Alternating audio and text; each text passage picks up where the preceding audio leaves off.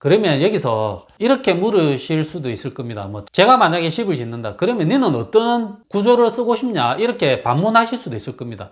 영상이 도움이 되셨다 그러시면 구독과 좋아요 부탁드리겠습니다. 안녕하십니까, 집짓는 이박사입니다. 이번 영상에서는 주택을 지을 때 어떤 구조로 지어야 되느냐, 예를 들어서 철근 콘크리트 구조로 집을 지어야 되는지, 목조주택을 지어야 되는지, 흔히 조립식 판넬이라 그러는 경량철골로 집을 지어야 되는지, 그 선택부터 조금 어려워 하시는 분들이 많은 것 같습니다. 제가 상담을 해보면 처음부터 그냥 어떤 집을 지어야 될지 모르겠다, 그리고 뭐 장단점이나 이런 것도 여쭤보시는 분이 생각보다 많아서, 이것도 어느 정도 제 개인적인 생각입니다. 장단점이야 뭐 인터넷이나 이런 데 사이트를 보면 상당히 많이 있습니다. 그렇지만 그런 부분은 어찌 보면 좀 객관적인 자료지 않습니까? 그렇지만 이런 객관적인 자료가 제 생각에는 장점들은 잘 부각되어 있는 것 같습니다.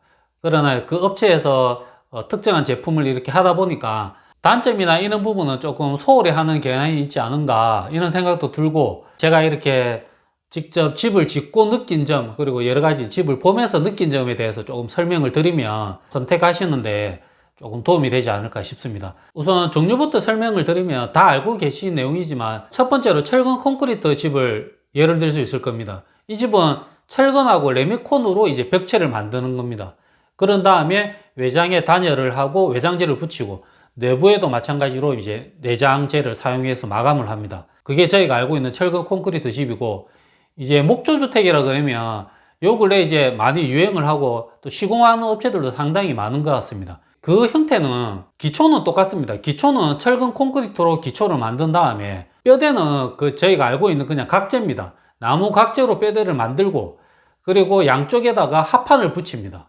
합판을 붙이는데 이 합판도 여러 가지 종류가 있을 거 아닙니까? 내수 합판도 있고 OSB 합판이라 그래가지고 그런 합판들도 있고 여러 가지 종류가 합판들이 있습니다. 그런 합판들을 붙이는데 그 사이에 공간이 생길 거 아닙니까? 거기에는 제가 단열재를 넣게 됩니다. 일반적으로 그라솔을 많이 넣게 되는데, 그라솔도 뭐 제품마다 상당히 종류가 다양하기 때문에 그냥 이제 그라솔 정도로 사용을 한다면 알고 있으면 될 것 같습니다. 그런 다음에 이제 외장재도 마찬가지로 붙이게 되고, 또 내부에도 내장재를 붙이게 됩니다. 그게 이제 저희가 흔히 알고 있는 목조주택의 형태입니다. 그리고 세 번째로 경량철골집, 예를 들어서 뭐 그냥 샌드위치 판넬집이라고 생각하시면 되는데, 기초는 똑같습니다. 철근 콘크리트 구조로 하게 되어 있습니다. 그런 다음에 뼈대는 제가 이제 알고 계신 각파이프나, 안 그러면 규모가 좀 크다 싶으면 이제 H빔도 들어갈 수 있을 겁니다. 그거는 이제 규모나 이런 형태에 따라 달라지는데, 대부분 조그만 주택이라 그러면 각파이프로 사용하게 될 것입니다.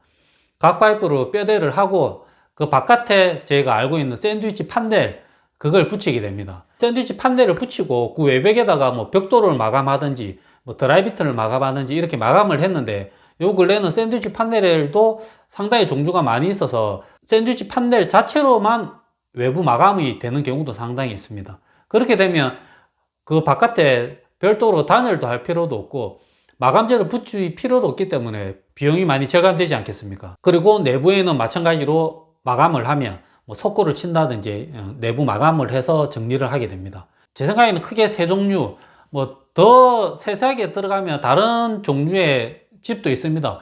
뭐 AC 블록 집도 있고 여러 가지 형태가 있지만, 제 생각에는 이 세 가지 형태만 조금 생각하면 어느 정도 큰 범위 안에는 다 들어간다고 생각합니다. 예전에는 그냥 조적식 벽돌로 이렇게 집을 지어 가지고 뼈대나 벽체를 다 마감한 경우도 많이 있었는데, 요 근래는 그렇게가 안 되기 때문에. 그리고 뭐 장단점은 뭐가 더 좋다, 어떤 게 더 안 좋다, 이거는 제 생각에는 좀 무의미하다고 생각합니다. 그 상황에 맞게, 그리고 땅이 있는 위치, 예를 들어서 상간벽지에 있다 그러면 너무 오지에 있어 가지고 자재 수급이나 이런 게 수월하지 않으면 조금 간단하게 집을 짓는 게 나을 것이고, 그리고 집을 어느 정도 사용할 건지 여러 가지 여건에 따라, 그리고 자기가 가지고 있는 예산에 따라서 집의 형태가 좀 달라진다고 생각합니다. 예산은 적게 있는데 무조건 철근 콘크리트 집을 해서 외장에 좋은 재료를 써라, 이것도 조금 안 되지 않습니까? 예산에 맞게 그렇게 되면 이제 경량철골로 간다든지. 많이 고민을 하실 건데 공사 비용이 어느 게 제일 많이 들고 이렇게 하냐, 대부분 이렇게 생각할 겁니다. 철근 콘크리트 구조가 제일 비싸고 목조주택이 그 다음이고, 경량철골집, 샌드위치 판넬 집이면 가장 저렴하다 이렇게 생각하실 겁니다. 뭐 어찌 보면 일리 있는 말씀인데, 그냥 제가 생각할 때는 경량철골을 짓는 집은 당연히 제일 저렴하다고 생각합니다. 그런데 철근 콘크리트나 목조주택은 제 생각에는 큰 금액 차이가 안 날 수도 있다고 생각합니다.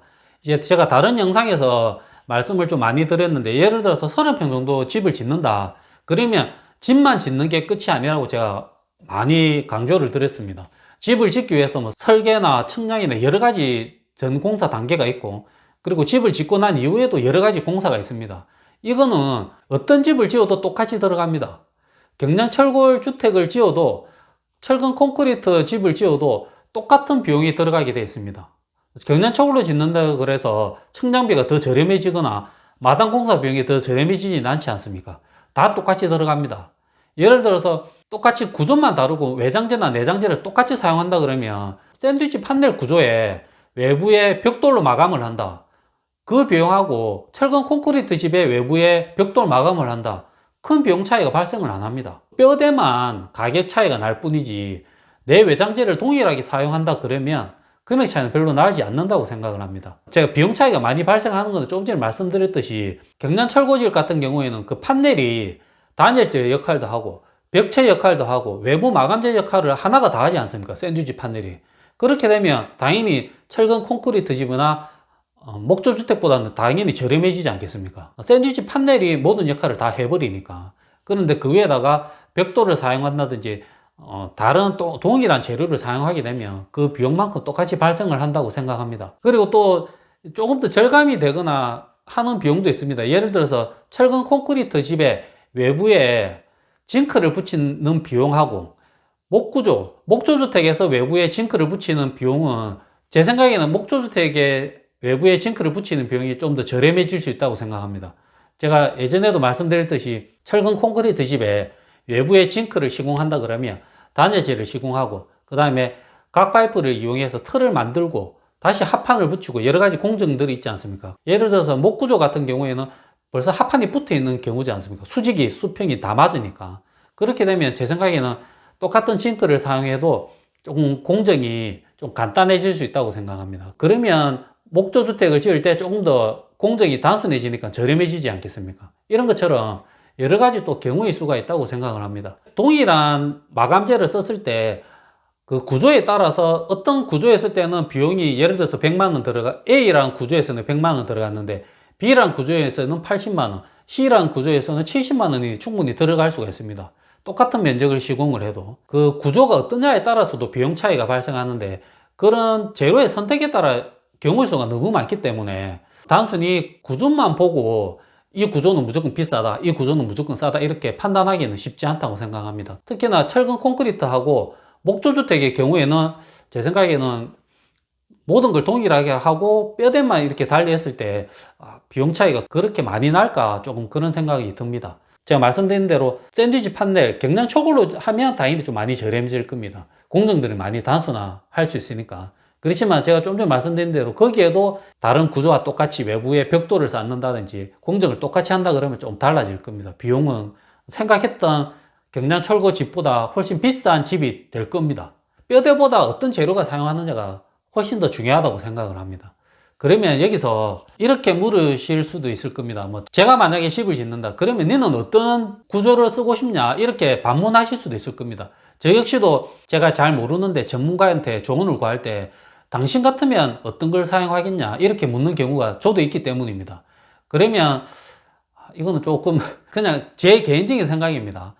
예를 들어서 2층 정도의 규모의 집을 짓겠다 그렇게 생각하면 저는 무조건 철근 콘크리트 집을 짓겠습니다. 왜냐 그러면 2층에 외부 공간을 무조건 둘 것 같습니다. 뭐 옥상이 됐든 테라스가 됐든 여러 가지 형태로 옥상을 둘 거고, 당연히 2층에 화장실도 하나 둘 거고, 그리고 바닥 난방도 당연히 해야 되지 않겠습니까? 그런 구조가 됐을 때 방수 관련에 이런 문제가 있기 때문에 이런 게 훨씬 더 철근 콘크리트가 관리하기가 용이하다고 생각합니다.